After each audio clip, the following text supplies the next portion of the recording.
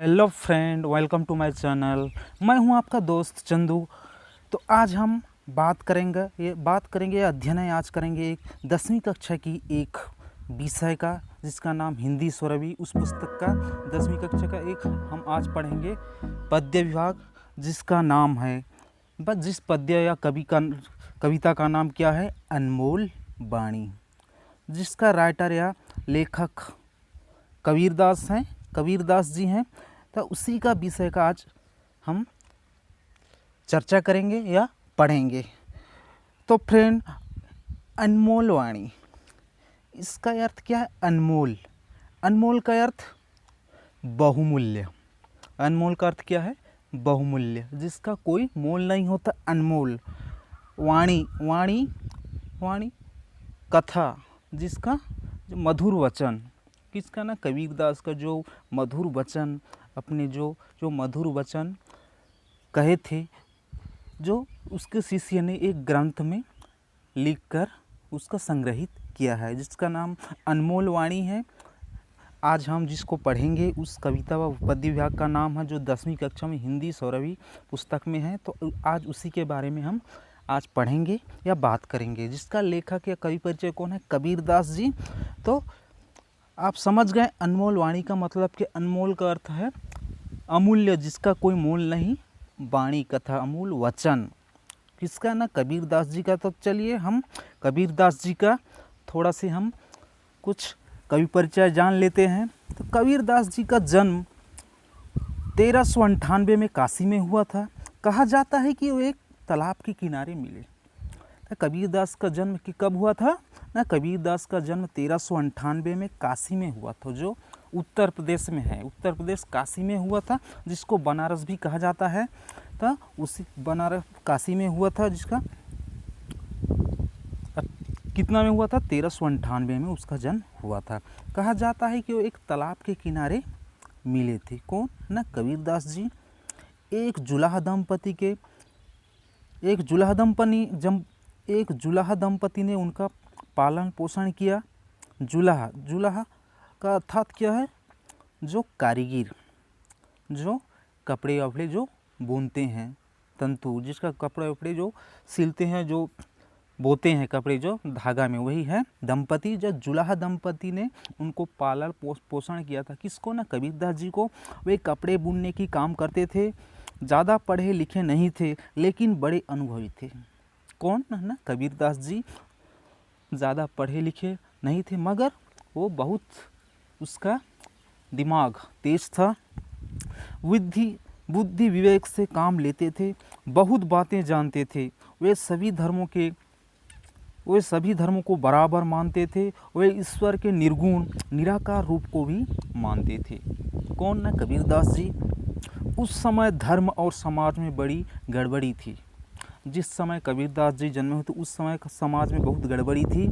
कबीर ने अपने वाणी से उसे दूर करने का प्रयास किया।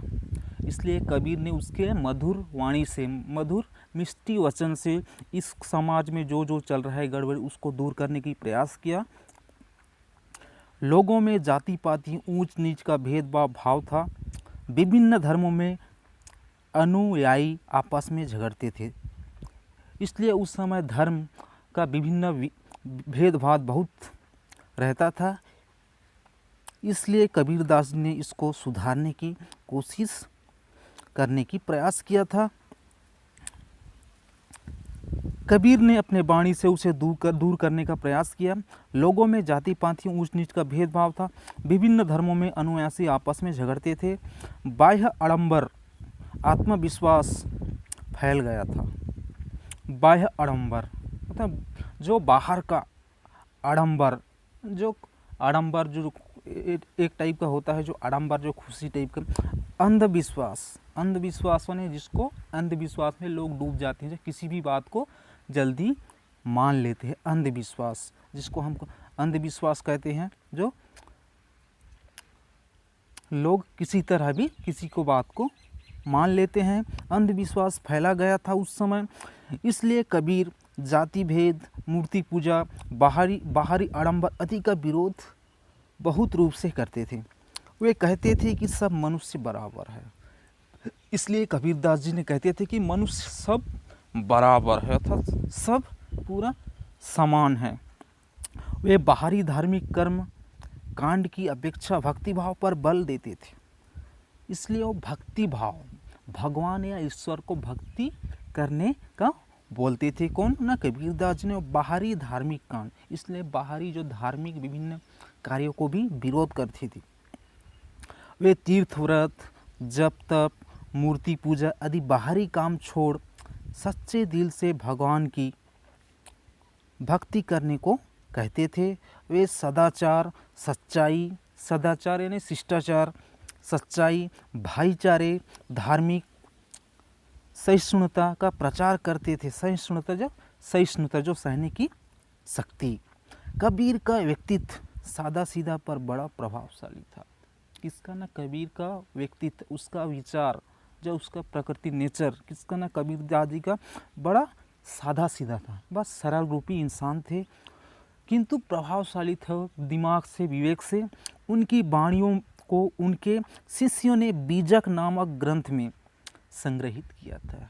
इसलिए उनका जो मधुर मधुर वाणी, अनमोल कथा, उसको जो वाणी जो निकलते थे उसके मुंह से, उसको संग्रहित करके लिख कर उनके शिष्यों ने बीजक नाम ग्रंथ, उसका जो बीजक नाम ग्रंथ में संग्रहित किया था, वह इकट्ठे किए थे जो उसका वाणी को।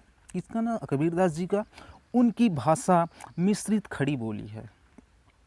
इसलिए किसका ना कबीरदास जी का उस समय लोगों ने खड़ी बोली, आधुनिक हिंदी प्रचलित भाषा, खड़ी बोली कहते हैं। उस समय जन समाज में भी यही प्रचलित था, इसलिए खड़ी बोली में बोलते थे कबीरदास। वे अपने गुरु रामानंद स्वामी का बड़ा आदर करते थे। कौन? कबीरदास जी। उनके गुरु कौन थे ना? उनके गुरु थे रामानंद स्वामी। ये परीक्षा में जरूर इस टाइप का जो क्वेश्चन व प्रश्न आते रहते हैं ना। कबीरदास जी का गुरु कौन थे ना? कबीरदास जी का गुरु थे रामानंद स्वामी। उनको बड़े सम्मान आदर करते थे। चलो हम शुरू करते हैं फिर आज के इस दोहे, कबीरदास जी के अनमोल वाणी का दोहे का आज हम चर्चा करेंगे व पढ़ेंगे। तो चलो हम शुरू करते हैं फ्रेंड्स। तो देखिए यहाँ, साँच बराबर तप नहीं, झूठ बराबर पाप, जाके हृदय साँच है, ताके हृदय आप। जो टोका कांटा बूबे, ताही बोए तू फूल, तोको फूल को फूल है, बको है त्रिशूल। धीरे धीरे से मना, धीरे धीरे से सब कुछ होए, माली सींचे 100 घड़ा, ऋतु आए फल होए।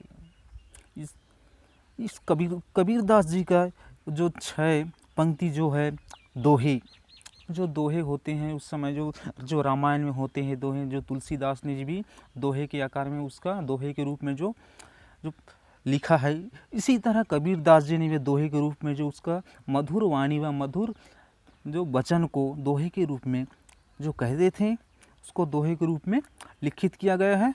तो देखते हैं, साँच बराबर। साँच यानी क्या है? साँच, साँच शब्द का अर्थ क्या है? साँच का अर्थ है सत्य, सत्य। उसी तरह बराबर, बराबर का शब्द अर्थ क्या है? समान। उसी तरह तप का क्या अर्थ है? तप, तपस्या, ज्ञान। उसी तरह झूठ, झूठ यानी मिथ्या, जो मिथ्या। उसी तरह पाप, पाप जो कुकर्म। फ्रेंड्स आप जानते होंगे कुकर्म, पाप। जाके का अर्थ क्या है? जिसको, जाके यानी जिसको। हृदय का अर्थ क्या है? हृदय, हार्ट, हम जो अंग्रेजी में बोलते हैं हार्ट, हृदय। उसी तरह साँच सत्य। ताके का अर्थ है उसको व उसने। आप यहाँ कबीरदास जी ने भगवान ईश्वर को वर्णन किया है इस पद्य में। तो इसका अर्थ कबीरदास जी ने कहने का मतलब क्या है? कबीरदास जी का कहने का मतलब यही है, साँच बराबर तप नहीं, झूठ बराबर पाप, जाके हृदय साँच है, ताके हृदय आप। इसका मतलब क्या है? कबीरदास जी का कहना है, साँच बराबर तप नहीं, अर्थात सत्य के सामने झूठ या कौन तप प्रतिज्ञा समान नहीं है। सत्य हमेशा महान होता है। संसार में सत्य के सामने तपस्या या ज्ञान या कोई कुछ नहीं होता। इसलिए कबीरदास जी ने कहा उसी प्रकार झूठ बराबर पाप। जो झूठ बोलता है उसी प्रकार वो पाप की भागीदारी उसमें भी हो जाता है। जो झूठ, इसलिए झूठ बराबर पाप। झूठ का समान क्या होता है? पाप बराबर होता है। कबीरदास जी का कहना है झूठ या मिथ्या बराबर पाप होता है, कारण बुरा काम करने वालों को पाप मिलता है।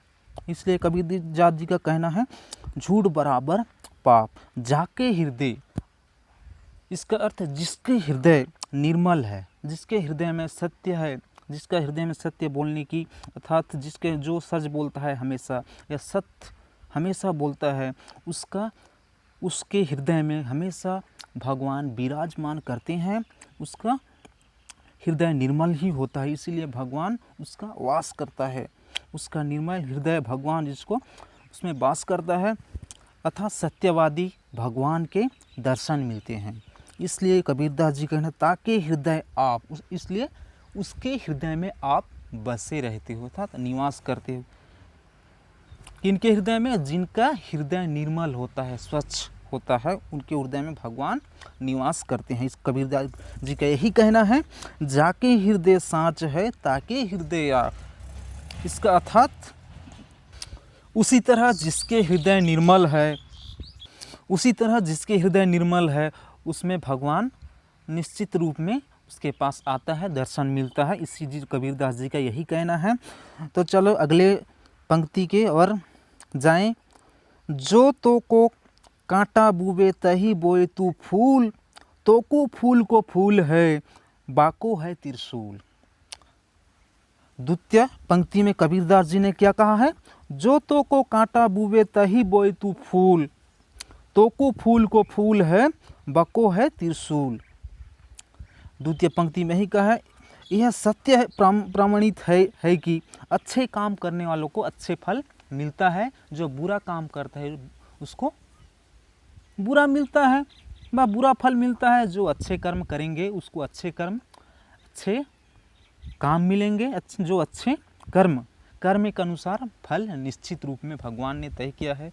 जो बुरा काम करेगा उसको बुरा फल मिलेगा, जो अच्छा काम करेगा उसको अच्छा फल मिलेगा। इसलिए तो एक कहावत है जैसी भरनी वैसी करनी। इसलिए कहा जैसी भरनी वैसी, जो जैसा करेगा उसको वैसे ही फल मिलेगा। जो तो को तुझको कांटा यानी कंटक, बुवे का अर्थात क्या है? बोता है। ताही तुझको बोए तू फल, तोकू तुझको फूल को फूल है, बको यानी उसको, त्रिशूल यानी त्रिगुण, जिसका त्रिगुण होता है। इसी तरह जो ताको कांटो बुवे तही बोए तू फूल, तोको फूल को फूल है, बको है त्रिशूल। जो जैसा कर्म करता है वैसे ही फल उसको मिलता है, अर्थात सभी कर्म के अनुसार फल निश्चित रूप में भुगतना पड़ता है। कबीरदास जी का यही कहना है कि जो रास्ता में कांटा बोता है, अर्थात जो जिसकी बुराई करता है, तुम उसके रास्ते पर फूल बिछा देते हो। ताही बोए तू फूल बोते हैं, जो रास्ता में जो तेरे रास्ता में कंटक बिछा देता है, तुम उसके फूल बिछा देते हो, तुम भलाई करते हो उसको। इसका नतीजा यही होगा कि तुम्हारी अच्छाई से अच्छाई फल और बुराई से बुराई फल मिलेगा। उसकी बुराई के लिए उसका बुरा फल मिलेगा। तोकू फूल को फूल है, बको है त्रिशूल। इसलिए तोकू फूल को फूल है, बको है त्रिशूल। इसका नतीजा यही होगा कि तुम्हारी अच्छाई से अच्छा ही फल मिलेगा, उसकी बुराई से उनको बुरा फल मिलेगा। मतलब हुआ कि अच्छा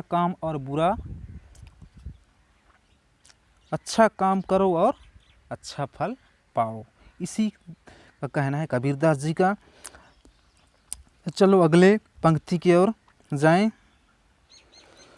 जो अंतिम दोहे लिखे कबीरदास जी ने, क्या ना धीरे धीरे से मना धीरे धीरे से सब कुछ होए, माली छींचे 100 घड़ा ऋतु आए फल होए। ये कबीरदास जी का कहना दोहे में, धीरे धीरे से मना धीरे धीरे से सब कुछ होए, माली सींचे 100 घड़ा ऋतु आए फल होए। धीरे धीरे से मना, मना मना का शब्दार्थ क्या है? मन। धीरे धीरे से सब कुछ है, अर्थात इसका अर्थ क्या है? धीरे धीरे से, अर्थात अपेक्षा की फल मीठा होता है। जो अपेक्षा करता है, जो अपेक्षा की फल क्या होता है? मीठा होता है। इसलिए कबीरदास जी का कहना है, जो धीरज रखेगा उसी को फल मिलेगा। इसलिए तो अपेक्षा का फल मीठा होता है, इसलिए बोलते हैं अपेक्षा का फल क्या होता है? मीठा होता है। कबीरदास जी का यही कहना है कि धीरे धीरे सब कुछ होता है, उसके लिए धैर्य या अपेक्षा की आवश्यकता निश्चित रूप में है। इसलिए एक उदाहरण देकर कबीरदास जी ने इसको समझाया है। माली सींचे 100 घड़ा ऋतु आए फल होए। माली, माली यानी जो बाड़ी में, बाड़ी बगीचा में जो पेड़ लगाता है, पेड़ जो साग सब्जी फल जो लगाता है, उसी को माली कहते हैं। जो माली फूल बगीचा जो पेड़ लगाते हैं उसको माली कहते हैं। उसी माली जो सींचे, जो सिंचन करता है, पानी देता है, पेड़ पौधे पर पानी देता है। माली सींचे 100 घड़ा, घड़ा का अर्थ है मटका, मटकी जो मटकी का जो है उसको कहते हैं घड़ा, जो जल पात्र, जल रखने का पात्र। इसलिए माली सींचे 100 घड़ा ऋतु आए फल होए। अरे हम जितना भी जल्दी कोशिश कर लें, जब तक समय नहीं आएगा तब तक उसका काम नहीं होगा। इसलिए उदाहरण देकर मालिक कहा है कबीरदास जी ने, माली जितना भी चाहे पानी दे 100 घड़ा, जब तक उस पेड़ में मौसम, ऋतु यानी मौसम जब तक उसका नहीं आएगा, समय जो फल उगने का, तब तक वो फल उस पेड़ से नहीं उगेगा। इसलिए कबीरदास जी कहने, जब तक ऋतु मौसम उसका परिवर्तन नहीं होगा, जब उसका समय जब तक नहीं आएगा, आप जितने भी पानी डालो वो कभी फल नहीं उगेगा। इसका कहने का यही अर्थ है। तो दोस्त, आज का हमारा विषय यही समाप्त करते हैं। सबको इस वीडियो को देखने के लिए धन्यवाद, और ज़रूर इस वीडियो को लाइक और सब्सक्राइब ज़रूर कीजिएगा। धन्यवाद।